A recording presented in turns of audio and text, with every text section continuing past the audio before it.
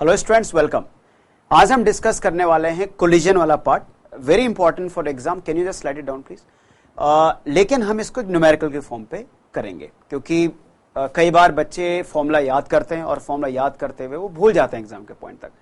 तो we will try to understand the concept rather than learning it. So will not try to learn it, will try to understand it. तो कैसे समझेंगे, देखिए आप, दो balls आपके पास हैं, 2 kg की, 4 kg की। These are going in one dimension horizontally, they collide and then they separated with velocity v1 and v2। एक बात तो कंफर्म है कि जो 2 kg का ब्लॉक है उसकी वेलोसिटी ज्यादा है 4 kg के ब्लॉक से। सो दे 2 kg block will hit 4 kg block, they will collide and then they will remain in contact for a very short time, may remain in contact for a long time, and then they get separated and they have individual velocities v1 and v2। Find the speed of each body after collision if E is equal to 1। E is called coefficient of restitution, E is equal to 0 and E is equal to half। तो let's start these kind of questions। तो मान लेते हैं कि इसकी velocity को मैं u1 मान लूं और इसकी वेलोसिटी को u2 मान लूं। So if they collide, so relative velocity of approach तो आपकी u1 माइनस u2 होगी। This is called relative velocity of approach, u relative of approach, because then only they will collide. Now once they collide, definitely v2 v1 से बड़ा होना चाहिए। ये मैं आपको समझाने की कोशिश करूंगा कि v2 v1 से बड़ा क्यों होगा। This is velocity, again relative velocity after separation. इसको समझने के लिए हम कोलिजन वाला पार्ट समझने की कोशिश करते हैं। मान लो ये 2 kg ब्लॉक है और ये 4 kg ब्लॉक है। तो 2 kg ब्लॉक इधर की तरफ जा रहा था विद स्पीड, 4 kg ब्लॉक भी इधर की तरफ जा रहा था, दोनों इधर की तरफ जा रहे थे, है ना। Now if you see here, let's say this is block 1 and this is block 2। so when they are in contact with each other they will apply force on each other। बाहर से कोई फोर्स नहीं लग रहा, लेकिन internally एक दूसरे force लगा रहे हैं। so force on 1 due to 2 will be on this side, this is force on 1 due to 2, यानी body 2 1 पर फोर्स लगाएगी on the left hand side, then according to third law of motion force on 2 due to 1 will be on the right hand side, वैसे लगेगा। And both are opposite to each other. अब आप ये जो मैंने force बना रखे हैं और जो वेलोसिटी का डायग्राम, इनको जरा ध्यान से देखो आप। लेफ्ट वाली बॉडी पर फोर्स लेफ्ट हैंड साइड की तरफ लग रहा है और उसकी वेलोसिटी राइट हैंड साइड की तरफ है। दैट मींस आफ्टर कोलिजन उसकी वेलोसिटी डिक्रीज होगी, उसकी स्पीड डिक्रीज होगी। So definitely v1 will decrease, कम होगी। एंड राइट वाली बॉडी के लिए, यानी कि 2 सेकंड वाली बॉडी, 4 kg वाली बॉडी के लिए force and velocity are in same direction. So definitely the speed of 4 kg block will increase। इसीलिए v2 v1 से बड़ा होता है। That is the main logic। Okay, we have to understand it। अब ये E क्या है? E हमारे पास होता है यहाँ पर, E is called coefficient of restitution, which is relative velocity of separation, that is v2 minus v1 by relative velocity of approach, which is u1 minus u2, but along the normal, यानी कि जो impact है ना उसके along, यानी impact यहां पर ऐसे हो रहा है, इसके अलोंग जो वेलोसिटी है। कई बार इसके अलोंग नहीं वेलोसिटी होती है, कोई तिरछी होती है तो हम उसका कंपोनेंट हमको निकालना पड़ेगा। तो यहां पर अलोंग द नॉर्मल है, यानी कि मैं ये कह रहा हूं कि सपोज कीजिए कि आपके पास एक बॉडी 4 kg की ऐसे जाती, ये समझने वाली बात होती है। This is along the normal. मतलब क्या हुआ कि ये आपके पास वेलोसिटी मान लेते हैं 2 मीटर पर सेकेंड है, और जो 4 kg की वेलोसिटी है ना, वो 2 kg की वेलोसिटी मान लो कुछ ऐसे की तरफ है, और मान लेते हैं उसकी वेलोसिटी हम कुछ मान लेते हैं 10 मीटर पर सेकेंड, क्योंकि हमको उसकी वेलोसिटी ज्यादा ही रखनी पड़ेगी पहले के हिसाब से। और मान लेते हैं ये वाला एंगल आपका 60 डिग्री है। तो अब आप यहां पर देखोगे तो आप यहां पर u1 को 10 नहीं लोगे, आप u1 को 10 cos 60 लोगे, क्योंकि अलोंग द नॉर्मल, क्योंकि इंपैक्ट का लाइन ये वाला है, तो इसके अलोंग जो वेलोसिटी लेगी वो ली जाएगी यहां पर। सो u1 जो होगा दैट विल बी दिस, यानी कि 10 cos 60 डिग्री। u2 होगा आपका normally 2। So we have to always keep along the normal, जहां वो कोलिजन कर रहे होंगे, जिसके अलोंग वो कोलिजन कर रहे होंगे। So this is important. अगर ये इधर जाएगी तो उसका भी हमको एक कंपोनेंट आगे की तरफ मानना पड़ेगा।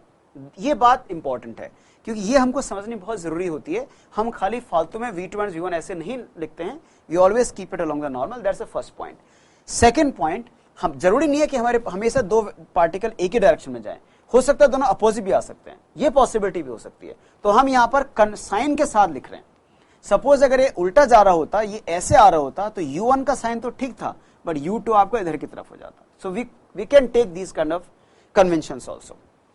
Important point, second important point हमारे पास है कि momentum will always remain conserved, चाहे काइनेटिक एनर्जी कंजर्व रहे ना रहे, but momentum will always remain conserve whether the collision में E1 है। E1 को हम बोलते हैं परफेक्टली इलास्टिक कोलिजन, E0 को हम बोलते हैं परफेक्टली इनइलास्टिक कोलिजन, और E equal to half is an elastic collision, normal elastic collision. So there is a difference between elastic and perfectly elastic. Perfectly elastic E is equal to 1, elastic collision E could be between 0 to 1.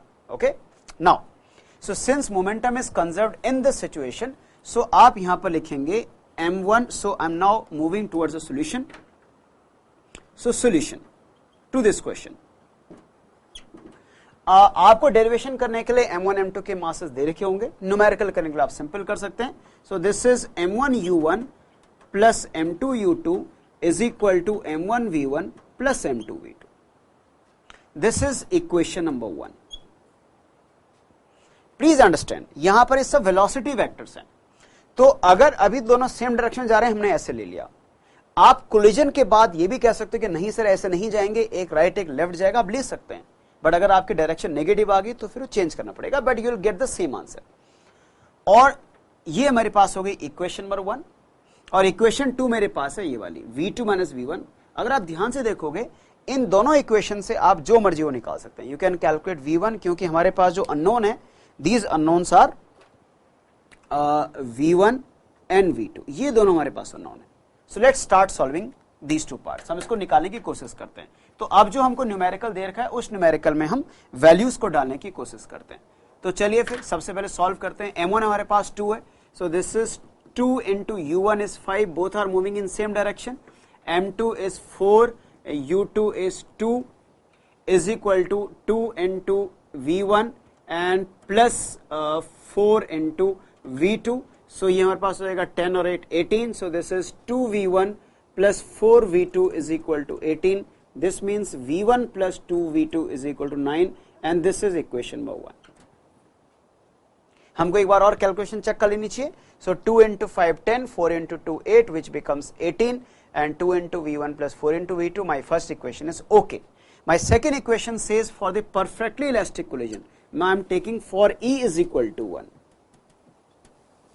I will write 1 is equal to v2 minus v1 by u1 minus u2. So this means u1 is given to me, so this means v2 minus v1 is equal to u1 minus u2, and u1 is 5 and u2 is 2, which is equal to 3. So v2 minus v1 is equal to 3. This is equation number 2. अब आपके पास दो equations आ चुकी हैं, थोड़ा सा slide करेंगे please नीचे। इन दोनों इक्वेशंस को सॉल्व करके हम आसानी से v1 v2 निकाल सकते हैं। So from 1 and 2, from 1 and 2, अगर 1 और 2 को देखेंगे तो if I add it, so equation 1 हमारे पास है v1 plus 2v2 is equal to 9, and this is v2 minus v1 is equal to 3, और अगर ये कैंसिल हो गया, सो यहां से 3v2 is equal to 12, so v2 is equal to 4 meters per second। अगर v2 हमारी 4 आ चुकी है तो v1 will be सॉल्व करेंगे तो ये 1 मीटर पर सेकेंड आ जाएगा। सो v1 will be 1 meter per second and v2 will be 4 meter per second, keeping E is equal to 1. Similarly आप अगर नेक्स्ट पार्ट सॉल्व करेंगे तो E is equal to 0. E is equal to 0 का मतलब ये होता है कि बॉडी स्टिक्स हो गई है, दोनों बॉडी एक साथ स्टिक हो गई हैं। So this is for E is equal to 1. For E is equal to 0 the situation will be something like this. उसके लिए E 0 हो गया तो आपके पास बस एक ही इक्वेशन काम आएगी, आपको E की मतलब सेकेंड इक्वेशन की जरूरत पड़ेगी नहीं। ये u1 था, ये u2 था, और दोनों कोलिजन के टाइम पर स्टिक हो गए, and both the bodies went together with combined velocity v. सो यहां पर momentum will still remain conserved. So this means you will have m1 u1 plus m2 u2 is equal to m1 plus m2 multiply by v. So हमको v निकालना है, common velocity होगी दोनों की, they will not have any separate velocities because E is equal to, they are stick together, and you can also use the formula, आप E वाला formula भी check कर सकते हैं। So v is equal to m1 u1 plus m2 u2 divided by m1 plus m2, and if you substitute the value m1 u1 plus m2 u2, we just got 18. So this is 18 and divided by 6, which is equal to 3 meters per second is the combined velocity of both the bodies when they stick together and find out. Similarly, you can also calculate for E is equal to half. So what is the takeaway? The takeaway of this numerical problem was that it is not only help you to derive the formula, but it's also help you to understand the concept that how to calculate V1 and V2. So we must understand that the conservation of momentum is always valid. It is not going to change at all. Second thing, आपके exam में दोनों velocities opposite भी आ सकती हैं, तो भी आपको डरने की जरूरत नहीं है, आप बस साइन लगा दीजिए वहां पर. इंपॉर्टेंट चीज ये हम हमेशा याद रखेंगे, E is equal to relative velocity of separation by relative velocity of approach along the normal, and I told you how to calculate along the normal. With the help of these two velocities, you can simply calculate many things. You can calculate V1, you can calculate V2. अगर आपको V1 V2 दे रखा, masses भी निकाल सकते हैं. So these kind of questions are very important to understand you. So I think it's very important if you solve lot of numerical problems. This will strengthen your concepts of physics. Okay, thanks for watching. Goodbye.